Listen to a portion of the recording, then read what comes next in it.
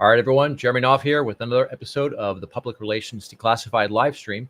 And we're going to go ahead and continue on with the segment that we started last week, where we're going to be breaking down some of the dumb PR mistakes that I see smart people make all the time. So we're going to go ahead and just jump right into this. You know what? Actually, before we get going, I do want to give a quick mention to Deb Berger here, who has recently landed her first column at Newsmax. So that's going to be an ongoing thing. There's going to be more content to come of Deb sharing her great knowledge. So Christy, if you could go ahead and drop that into the group, I'd appreciate that. Love it if you guys can kind of spread the love, show some support to Deb, and maybe give that a share, tag her in that. Drop a comment, whatever. But Christy will be dropping that link into the chat. So if you guys could all show Deb some love on that, that would be awesome. All right, so we're going to go ahead and jump into this now on the topic of dumb PR mistakes that smart people make. Now, I see this happen all of the time. It's just people that don't know what they're doing. They don't know what they should and shouldn't be doing. They're just trying to make things happen, right? So this is not an indication of their intelligence. It's not an indication of anything other than just the fact that people sometimes don't know what they don't know. So one of those mistakes I see a lot is not being flexible. Now, when I say being flexible, there's a few different factors here. Obviously a journalist, an anchor, a producer, whoever is going to be featuring you, they need you to be available when they need you. All right. And your schedule doesn't really matter to them. Right. And that's not an arrogance thing. That's just the media has to produce what they have to produce on an ongoing basis. And if you're not there, they're not going to wait around for you. In some sense, it's kind of silly that I have to point this out, but it is a thing I've run into. Case in point, I had a client a while back who had an opportunity for a feature on Fox Business, and it was going to be a major feature on the homepage of Fox Business.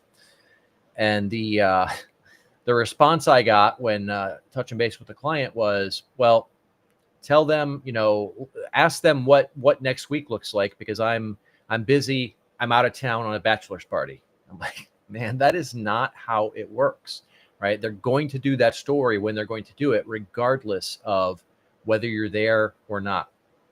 So what happens is when you do that, it then creates a scenario where you're probably not going to get called back.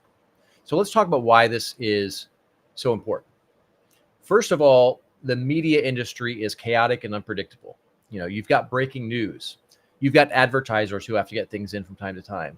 And you've got other scheduling issues, right? Other potential guests are, maybe they get bumped, maybe they get moved around. They have to get slid back in at a different time. Things are always moving around. And because of that, they've got slots they have to fill when they have to fill them. So if you're not available, they're going to move forward with or without you. All right. I'm of the mindset that you never throw away an opportunity like this, because you may never get another chance. So if they come to you and they're like, hey, we want to interview you, we want you to talk about this particular topic, and you don't show up, there's a very good chance they find somebody else. That person crushes it, does an amazing job, and then they just keep calling that person back, because that person is at that point known. And not just known in the fact that they know who it is, but known in the fact that they know they're going to show up.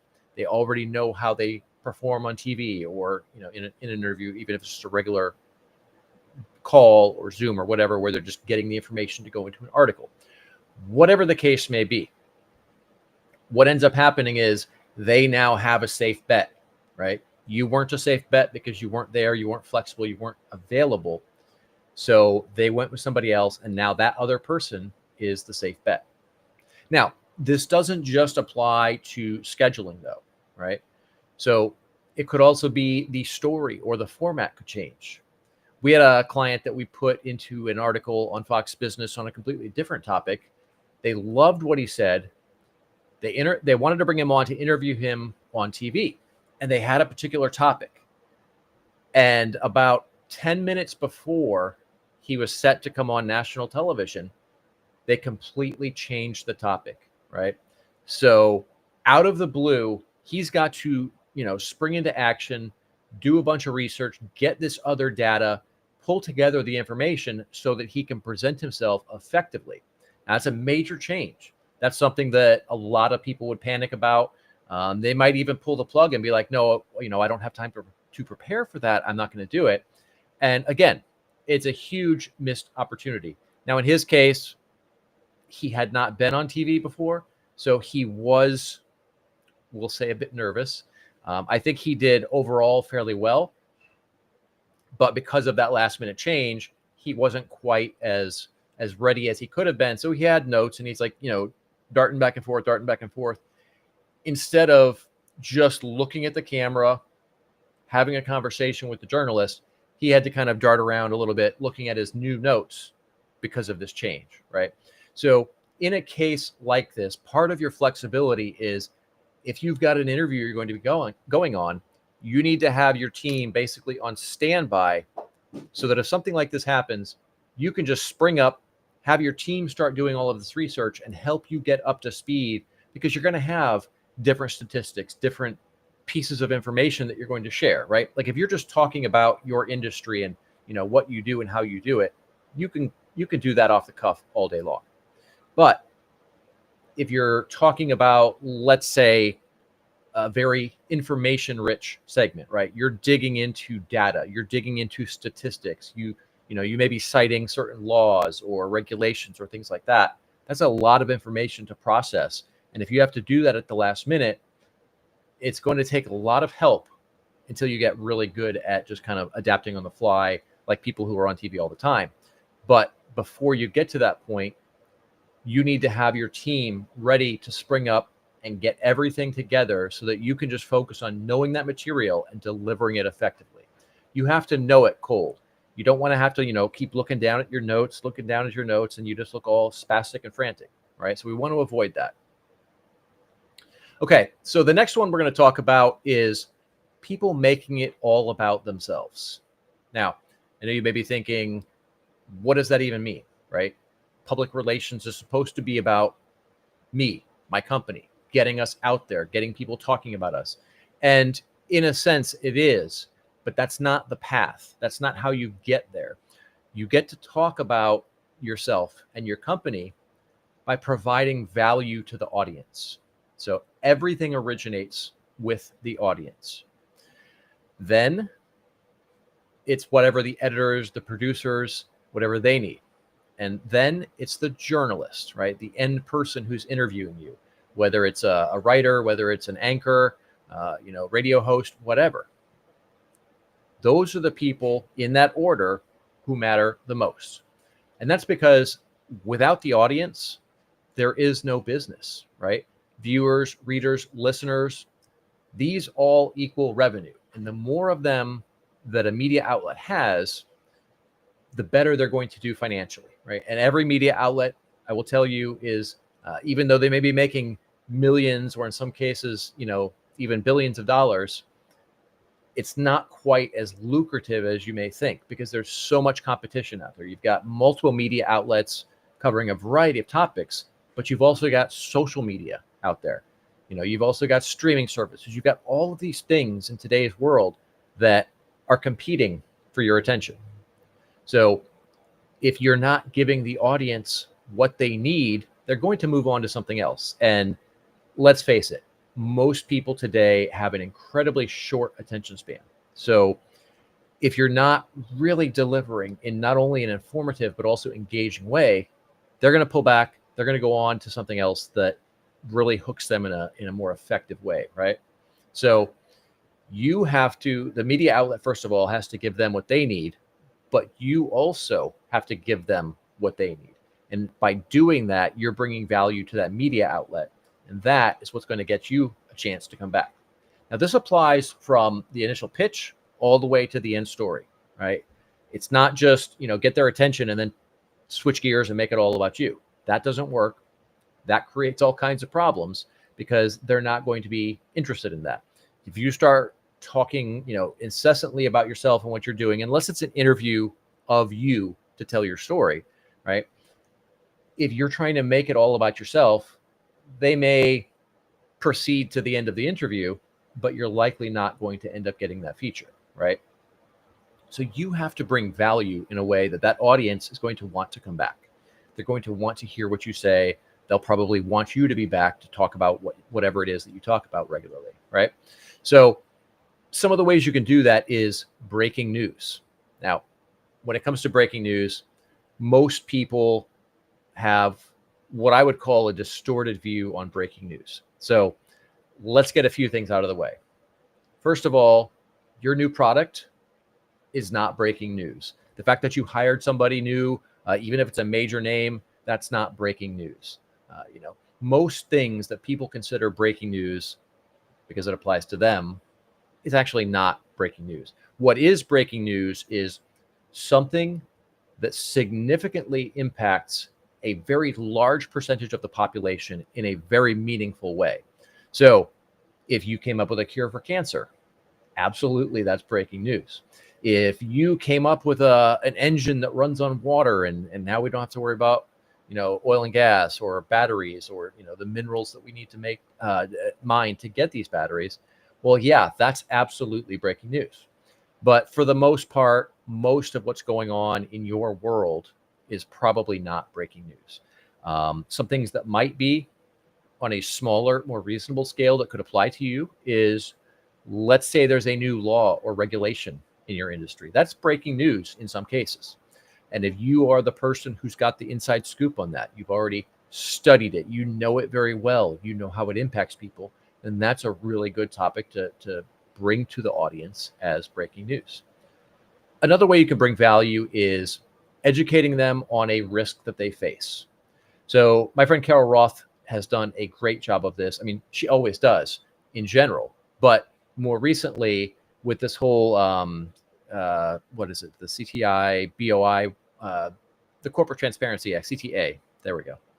The CTA, BOI regulation that was coming down, which, the government basically didn't notify anybody. It was just this law they put in place where you have to file all kinds of additional paperwork and file this report to give the government all kinds of additional information. They didn't bother telling anybody, but if you hadn't complied with it, then it was going to be something like $500 a day in fines. And she really brought this out to the masses and made sure that the small business community knew about this. And that's an example of really bringing value to the audience. As a result of that, she was featured in numerous media outlets on this specific topic, right? And that's not even something that she does as a job. Like, she's not involved in any of this stuff. She's got her own businesses. She's just a person who has always been a champion of the small business community. So educating people about a risk that they face, right? That's going to be something in your case that's specific to your industry in most cases, right? You're going to find something, maybe you're in the mortgage industry and about the fact that, God, I forget the number. It was like 14% of all FHA mortgages were actually in foreclosure or had missed payments. I forget the exact details, right? Well, that's something that poses a risk to a tremendous number of people, because when those start tanking, that's going to affect the housing market as a whole. It's also going to change the underwriting guidelines for mortgages, because now we've got this rampant delinquency. Lenders want to make sure that they're protected. They want to make sure that they're safe. So they're going to start tightening up their underwriting guidelines, right? So that's another example of a risk that a particular audience faces that you as a professional can bring into a media interview, right? You could also tell them how to do something. So this is something I do a lot with PR, right? I'm constantly interviewed in the media, talking about public relations, talking about how to do it properly, talking about how to get in front of your audience, how to persuade your audience, all of this stuff. And then no matter how you do it, right, across the board, the information that you're sharing has to be something that the audience can use, even if they never buy anything from you. So it's not like, you can't get up here and say, oh, well, here's this regulation, here's this, this dangerous thing that if you don't fill out the right paperwork, it's going to cost your business thousands of dollars and in fines, and you can get criminal charges, blah, blah, blah. call my company to find out how to avoid it. Like, that doesn't work, right? Which reminds me, you can't try to put calls to action in any of your answers, right? No journalist is going to put a call to action in an article, right? This is editorial. It's not a sales pitch. It's not a promotion. It's nothing. It's bringing value. It's bringing information to the audience. So it has to be something that with what you're giving them, they can do something with that information, even if they walk away and never buy anything, never sign up for anything, never talk to you again, never anything. That information in and of itself should stand alone and bring value to them in a way that they can actually take action in some way. All right. Simple as that. So the next dumb PR question we're going to break down is mass pitching. Now, this is important because a lot of people have this misguided sense that, oh, well, I emailed 5 journalists or 10 or 20 or whatever the number is, and I didn't get anything. I didn't get any results. So maybe what I need to do is email 500 or 5,000, right? And on one hand, I understand the thinking. On the other hand, PR is not a numbers game. It's a relationship game. Now, I'll give you a little example using my own inbox. So if you followed my content for a while, you probably already know that in addition to being a publicist, I am also a journalist, right? I write for a bunch of other publications. And as a result of that, I'm in a lot of these media databases that other publicists are using, right? They are sending me pitches pretty regularly. And I will tell you that most publicists probably shouldn't have a job, because the amount of completely irrelevant bullshit pitches that I get on the regular is astounding. I don't open them and I don't reply to them because my job is not a journalist. I am a journalist because of the value that it brings to me, where I am able to get my information out there. I'm able to share knowledge, which not only helps the world, the business community especially, but also puts me out in front of people, further establishes my credibility. So look, I don't care who you are. Pitching me is not going to change anything. I'm not going to feature somebody because they sent me a cool pitch. That's just not how I operate. But beyond that, and frankly, if you were to look at the content that I write, it should be pretty clear, right? I'm writing informative articles. I'm not running around quoting a bunch of people 99% of the time. But then the other side of it is look at the content itself, right? So you can look at it and see if it's even relevant. And in many cases, it's not. I mean, I've had people pitch me to feature everything from, dietitians to roofers to, consultants, everything. It's like, I write about public relations. That's it. There's no reason for me to feature any of those people. But that's what people do all the time. They'll pitch irrelevant journalists just because they want to have a certain number of pitches out there. And in a lot of cases, the publicists will do this because they'll be like, oh, well, we sent, 2,000 pitches this month. Great, but they were all useless, right? So don't follow that. Don't follow that trend. Don't do that, because here's what happens. Look, everybody else is the same way. A journalist is going to do what? They're getting a pitch that's not relevant. They're going to delete it. They're not going to reply to it. They're not going to be like, hey, thanks for emailing me, but this isn't really relevant for me.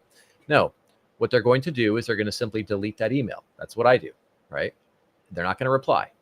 Well, I'll also, if I'm getting these pitches regularly, I will also block those, right? I've got some people who would pitch me the same irrelevant bullshit over and over and over. So, well, I don't want to waste a bunch of time or have my assistant waste a bunch of time deleting those emails over and over. So we'll block those if they keep coming in.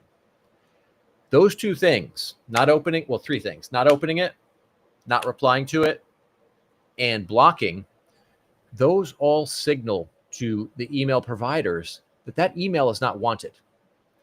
And when that happens enough, then those emails start going to the spam folder instead of to the inbox. And if it gets bad enough, right? Like, let's say we also report it as spam.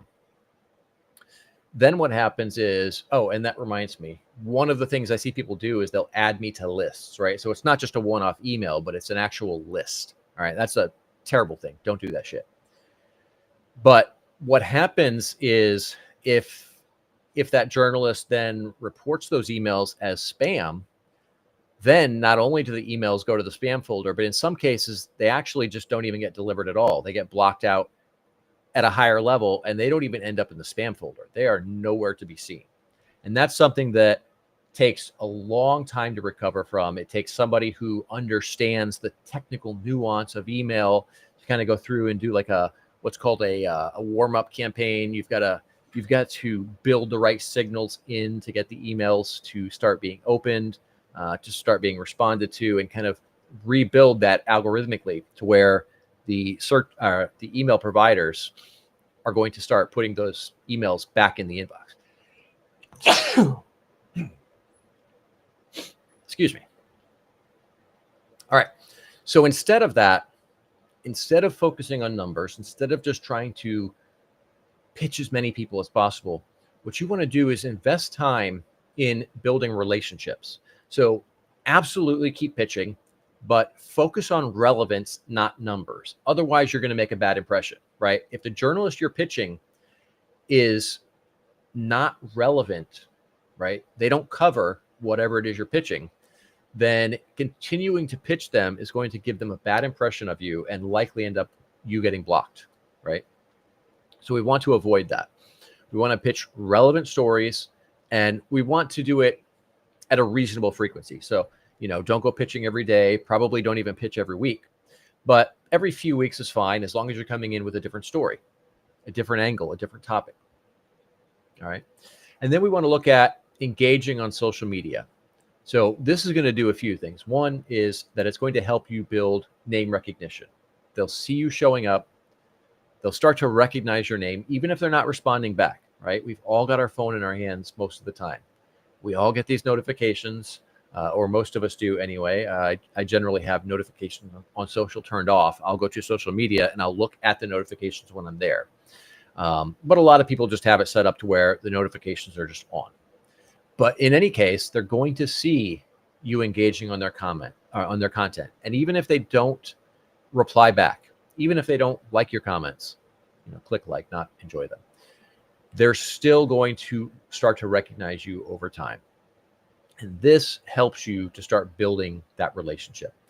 Now, when they get used to seeing your name in social media and then your email pops up in their inbox, there's a lot higher chance that they're going to open it. Doesn't mean they're going to respond. Doesn't mean it's going to be a fit at that time, but you're getting further into this relationship by doing this. You should also subscribe where you can, right? So this is going to give you more insight into them as a human. And when I say subscribe, I am talking about they've probably got an email newsletter somewhere. Most journalists nowadays have their own newsletter of some sort where they're promoting their content, but they're also talking about some other things that maybe sometimes they can't talk about in the content that they're writing for that outlet. Maybe things that they're writing just for that newsletter, for example, especially, you see a lot on Substack, but lots of platforms for this. But if you subscribe to whatever they've got, and even if they've got like a paid thing, right, it's worth that money sometimes. So you do that, you're going to get a lot of insight into who they are, what they believe in, what they stand for, what matters to them. And that's going to give you a lot of ammunition when you start pitching them. It will also give you early notice on their content. So in a lot of cases, they may say, hey, I've got an article coming out on Tuesday about XYZ topic. Well, now you know to be attentive on Tuesday to see when that drops and be the first one to go over there and comment on it. And Google News Alerts are great for this as well. So if you go over to Google News Alerts and set up an alert for their name, right, their full name, what'll happen is you'll get an email every time that Google finds something of theirs online. Now, if they're a journalist, Google's going to be watching their content pretty regularly. They're going to be watching whatever site they write for. So what will happen is when an article goes live, Google will probably find it within a few minutes in most cases and immediately notify you via email. So this is a great opportunity to go over to their social, comment on, wherever they shared it, or you could even take the original article, right? Grab that link, go over to X, share it on X with your own thoughts, right? Provide some commentary and tag them in it. And that's gonna play a big role in getting on their radar. So these are great ways to really focus on building that relationship and not focus on the wrong approach of, just trying to blast out as many as you can in a period of time, right? Because it is about the relationships. All right. The next mistake that we're going to cover is not leveraging publicity properly. Now, most people, when they get featured in the media, what they'll do is they'll go and they'll share that link or that video. I'm so proud to be featured in Entrepreneur, whatever they're going to say. And then that's the end of it. They don't do anything else with that. And that's a huge, huge missed opportunity because the Pareto principle applies here. So typically what happens is you'll get featured in a piece of media and you may get, 20% of the benefit from that initial hit. But most of the impact comes long after that publicity goes live, right? Most people don't see it the first time it goes live. And to be honest, it gets buried pretty quickly after that. So you're not going to see a huge spike from that initial feature. Where you're going to see the huge spike is what you then do with it afterwards. So you need to leverage your publicity in your marketing. So of course that includes your website, right? Slap up that logo, right? Put it on your press page, put it out there wherever people are going to be coming to your website, put it on whatever page just makes sense. So of course, put it on your homepage, put it on your press page. Maybe you have a services page where you talk about some of the things that you guys do for your clients. Put it on there as well, right? Because that's further boosting your authority status. You also want to use it on social media. And when I say use it on social media, there's a few things at play here. So one of them, of course, is sharing it initially. But then we can also do a whole bunch of other things, which we'll talk about in a minute here, to create additional content from it. You can also use it in your email marketing, in your presentations on stage, even your conversations, right? If you're talking to a prospect and they ask you a particular question, you could work this in a very subtle, powerful way by saying, oh, that's a great question. And that's actually something that I was interviewed in Entrepreneur Magazine about. And basically, here's my answer in a nutshell. Well, now you're cementing in that authority status because you were interviewed on that exact topic by Entrepreneur Magazine. So if you have the expertise that Entrepreneur Magazine is coming to you to seek, then certainly you've got the expertise that particular prospect needs as well, right? So this is a great way to really cement that in a subtle way. It doesn't take much effort, right? It's a conversation that you're already having, and you're just working this into that conversation. All right, so let's talk about how to leverage this publicity in our marketing. So we talked about sharing the link or the video. That's the lowest hanging fruit. And then we also have to contend with the fact that there is that algorithm on every social media platform where if you're putting an external link in a post, that post is going to get less visibility. It's not going to be seen by as many people. And that's because these platforms want to keep people on the platforms. They don't want people going elsewhere. So wherever you have the option, try to do whatever you can natively. So if you have a link to share, post whatever you're going to post, but then put the link in the comments. Or if you've got a video, rather than linking it, rather than dropping a link to YouTube, take the actual video itself and upload it to Facebook, upload it to Instagram. TikTok is a totally different beast. You're going to actually upload the video there no matter what anyway. But for anything, X, Facebook, Instagram, hell, if you're using Blue Sky, Lemonade, and maybe not Lemonade, Blue Sky, anything that's like a text-based platform like that, you're going to want to post the link in the comments, in the replies, rather than in the original post. That does help a little bit. But if it's a video, just post the whole video organically right there, native. All right, so then from there, you're going to expand into everything that you didn't get a chance to talk about. So whether it was, an interview where you just had a few sentences that you had a chance to share, or a full-blown article where you got to share your thoughts in depth. I promise you, there's still about 1 million things that you wish you had a chance to talk about that you didn't. So this is where you get to go into all the other tangents related to that piece of content. Everything you did not get a chance to say, now you can create additional content about that. And then another approach here is to update based on new developments. So, let's say you were an accountant and you were featured talking about, back when it was a thing, the BOI thing, right? So let's say you were featured in Forbes about that and you shared some insight. And then the following week, there's now new regulations, right? They've changed laws. It's on again, it's off again, it's on again, it's off again. If you were following that story, you kind of saw how that played out. This is an opportunity to now share that story again, but now you're offering your insight on whatever updates have happened to that story since that, right? And that is bringing more authority status to you because A, you're reinforcing that initial piece of media, but now you're also sharing additional insight and you're showing that you're keeping up to date on this topic. You're on top of trends in your industry and you're kind of forward thinking. You're ahead of the curve. You're the person that people come to for information, right? So this is another great way to create more content out of this. And when it comes to creating this content, we want to use every format possible, right? So text, yeah, absolutely. There's 1 million ways you can write 1 million posts about all kinds of different topics that you've been featured on. Video as well. So all those things that you can create text posts about, you can also get on here and do a video post about, right? You can get on here and just talk about it for 2 minutes, 3 minutes, 5 minutes, whatever. You could do a long form video, right? You could take everything and go super comprehensive with it and then even chop that up into micro content. And then graphics, of course, right? So maybe there's a lot of details to this thing that can be broken down into little short nuggets of information. Turn those into a series of graphics. Carlos Garcia is a great example of this. He's got his book out recently, and he's been sharing a bunch of graphics with information from nuggets from that book, right? So that's an example of something you can do.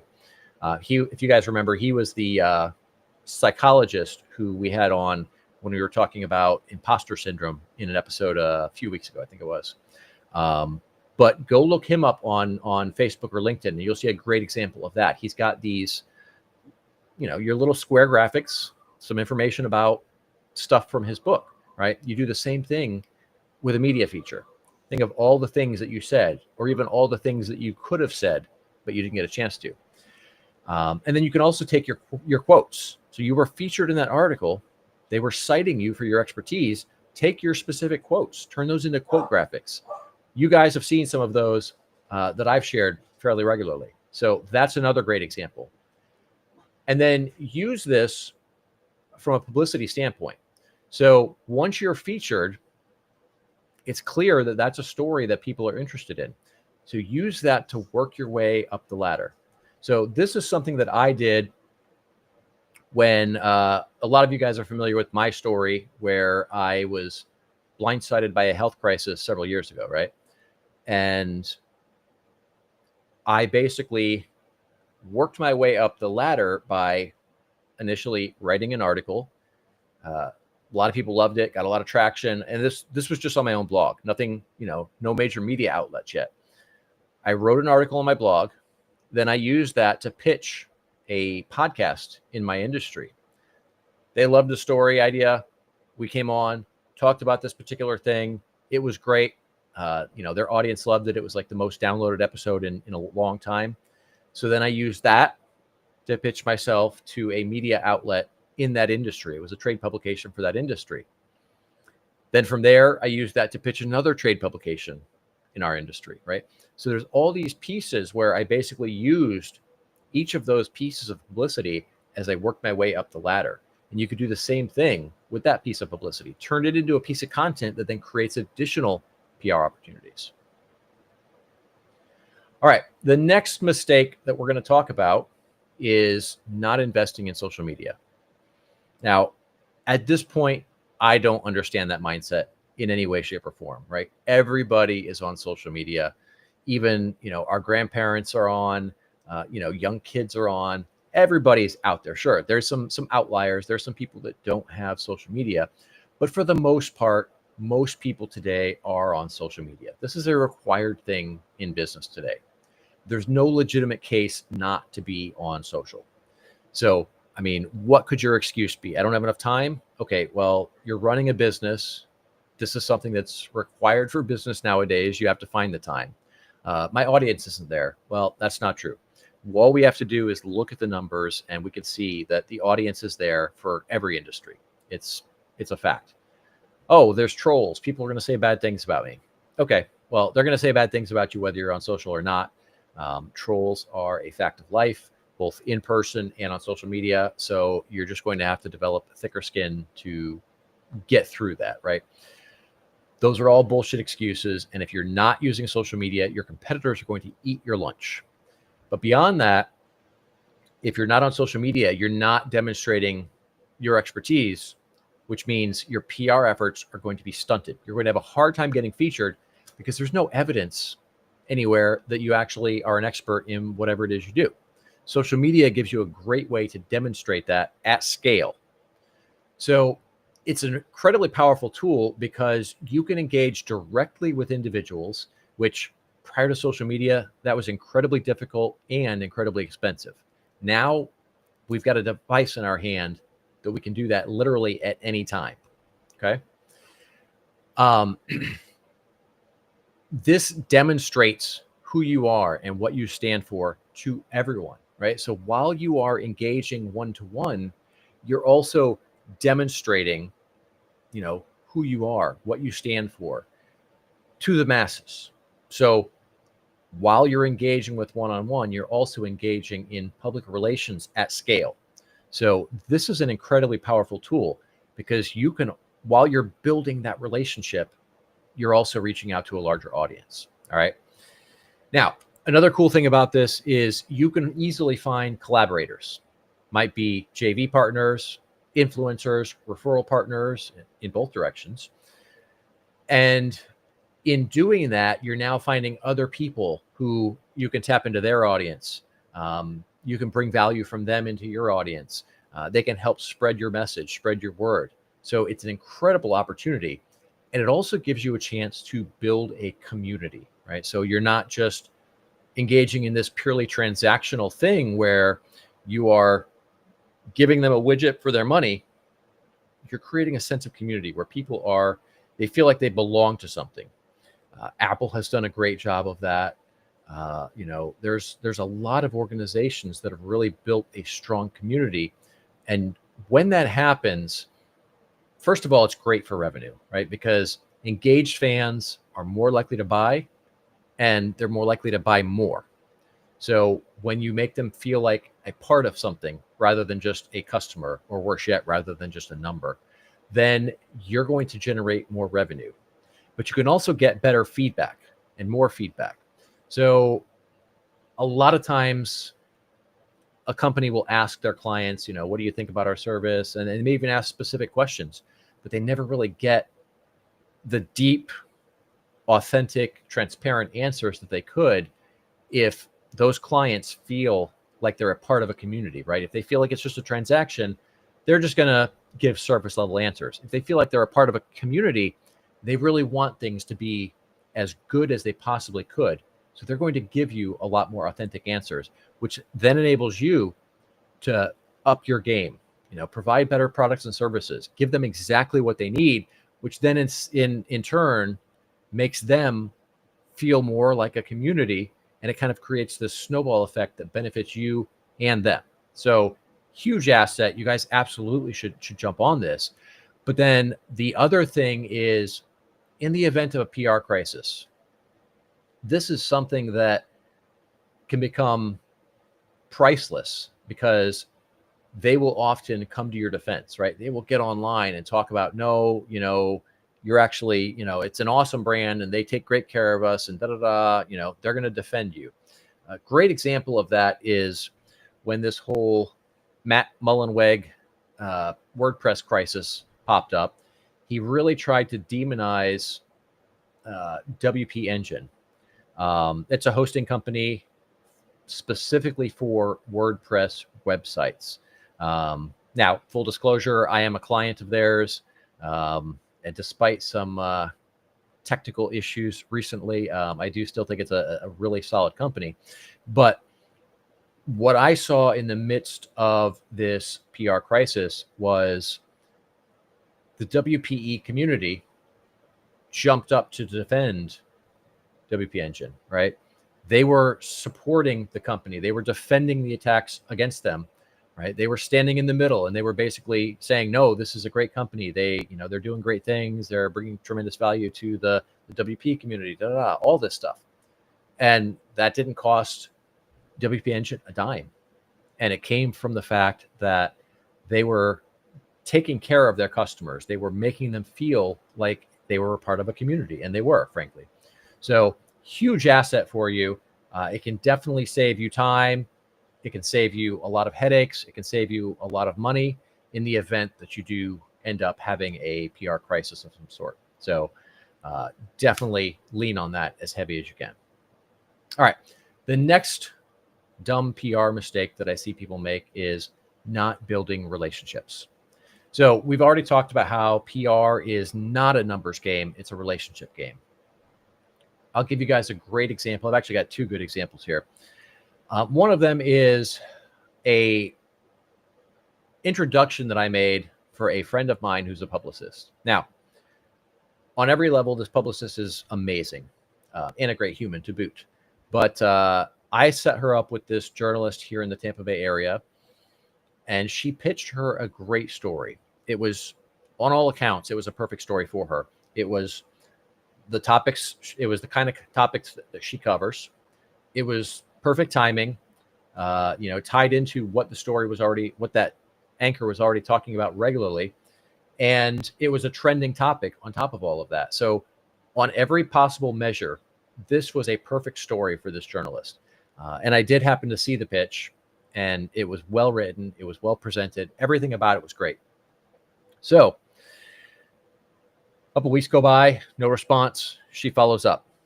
A few more weeks goes by, no response. I think she followed up one more time after that. And then a few weeks later, her and I were talking, and I asked her if it went anywhere, and she said, no, it didn't. And I said, oh, well, tell me what happened. So we talked about it for a little bit, and I was like, well, would you like me to mention it to her and see if I can make something happen? She's like, yeah, I'd appreciate it if you could. So I did that, and I didn't even send her an email. I just sent her a quick text because we knew each other very well, right? This was somebody I went to lunch with regularly. We got together at events, and I sent her just like a one sentence, like not even grammatically correct. It was just like a short, few words in a sentence, followed by a thumbs up and a thumbs down, right? And she immediately responds back, I love it. Let's do it. Send me the info. Now, it wasn't because I sent some, masterfully, NLP written secret in that text. It wasn't because of anything other than the fact that there was a relationship there. I knew her. She knew me. We were friends. So when a message from me came in, it carried more weight than a message from a stranger. Even though that stranger had a great pitch, everything was perfect for what she normally covered. It wasn't as relevant to her because it wasn't from somebody that she knew, like she knew me.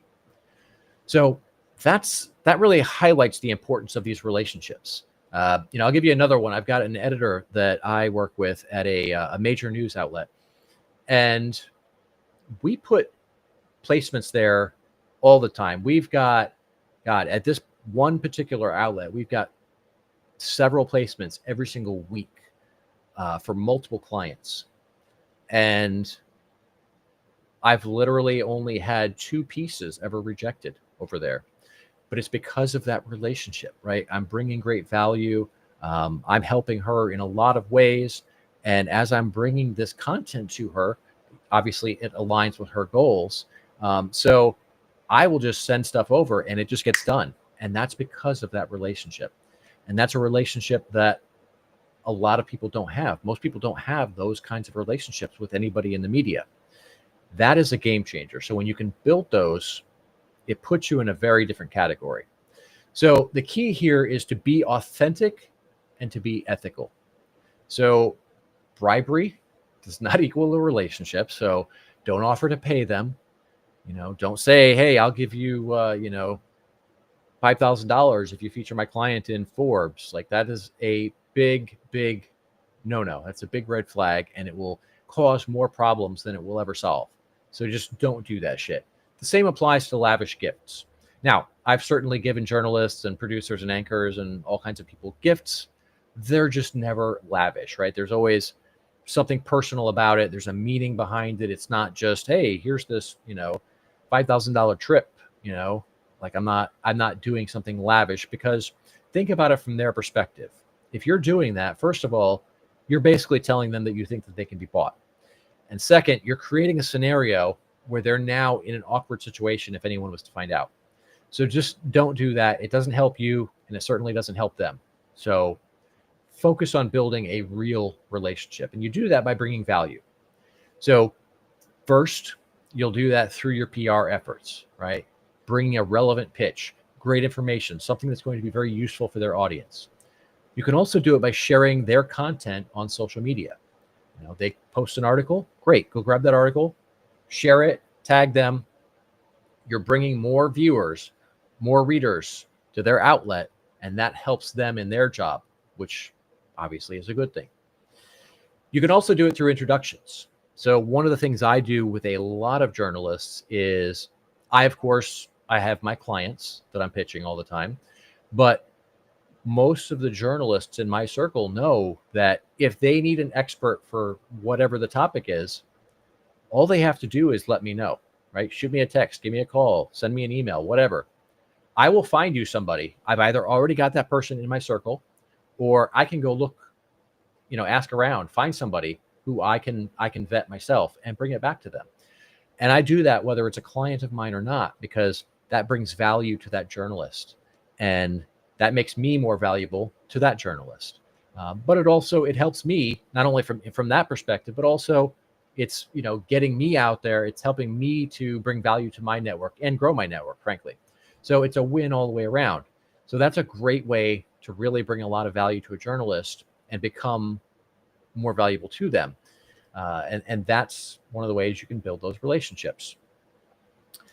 But I want to point out something that a lot of people don't seem to know, and that is not to, quote, provide value right before a pitch, right? If you're like, if you go, like, let's say you're going to get ready to go send a pitch. A lot of people are like, well, I have to make sure that they really feel like I'm valuable to them.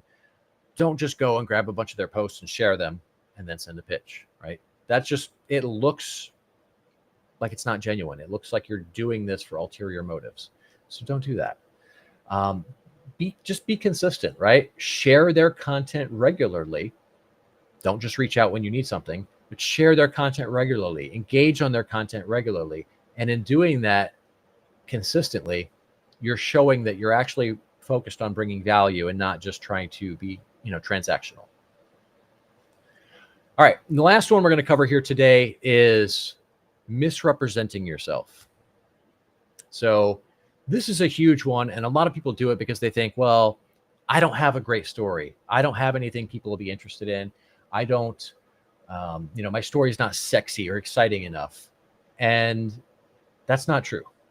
Most of you guys, almost all of you guys, I would venture a guess, every one of you has a powerful story. You just haven't uncovered it yet. And, I go through this process every time. We've got a particular process for developing what I call your core positioning statement. So this is a statement that basically distills who you are, what you do, why you do it, who you serve, and the value that you bring to your customers, your clients, into a nice, tight, punchy couple of sentences here. I have a process we go through to create that. And I have never gone through that process with anyone and not come out with a powerful story from it. The thing is, you have so many things that you just, you went through it, you did it, and now that's just a thing that happened, or that's just a thing that I do. When in reality, it's something that actually makes you really unique. So you've got something. Don't make something up to try and to sound more exciting or sexier than your real story.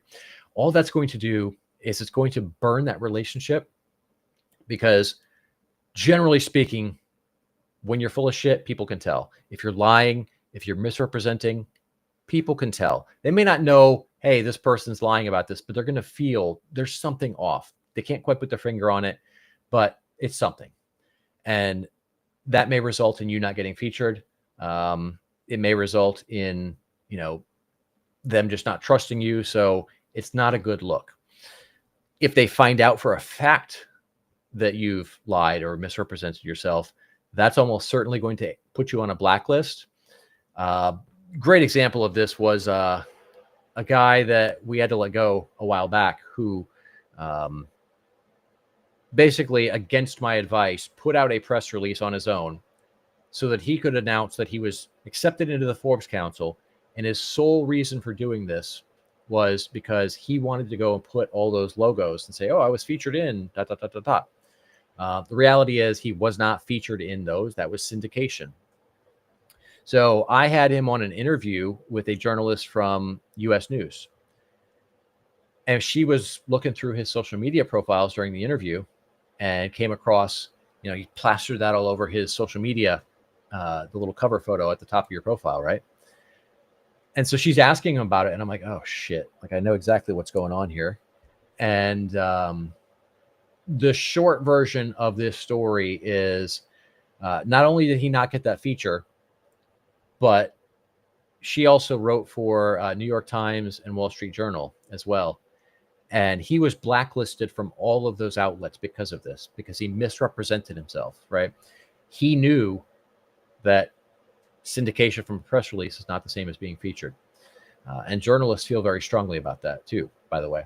But he knew that that was bullshit. He presented it that way anyway. And as a result of that, he got blacklisted from 3 very prominent media outlets. It's a bad look. So just don't do that shit. You've all got great stories. You've all got great things that you've gone through, that you've achieved, great things that you do. Focus on that. Bring real value that way, and you're going to get a lot further. All right. So we're going to wrap up today with Jeremy's PR PSA. And that is something that I have hammered during this episode, which is PR is not a numbers game. It is a relationship game. And when you approach it that way, you'll get exponentially better results. So this is not a math equation, right? It's not, I have to get more people to see my pitch so that I'll get featured. It's, I have to get the right people to see my pitch and care about it in order to get featured. And when you can do that, you'll stop wasting time with silly shit, like just trying to blast your email out to as many people as possible. And you'll focus on building the right relationships with the right people, which then means your story is far more likely to get picked up. So that's a wrap for today, everyone. Hope you guys got a lot of value out of this. I would love it if you would invite other people who you think could benefit from this to the Facebook group. If you have any questions, feel free to drop a comment on wherever you happen to be watching this from. We are streaming to Facebook, LinkedIn, X, and YouTube currently. So feel free to go ahead and drop into our social profiles and ask any questions you may have. And I look forward to seeing you all in the next episode. Thanks, everyone.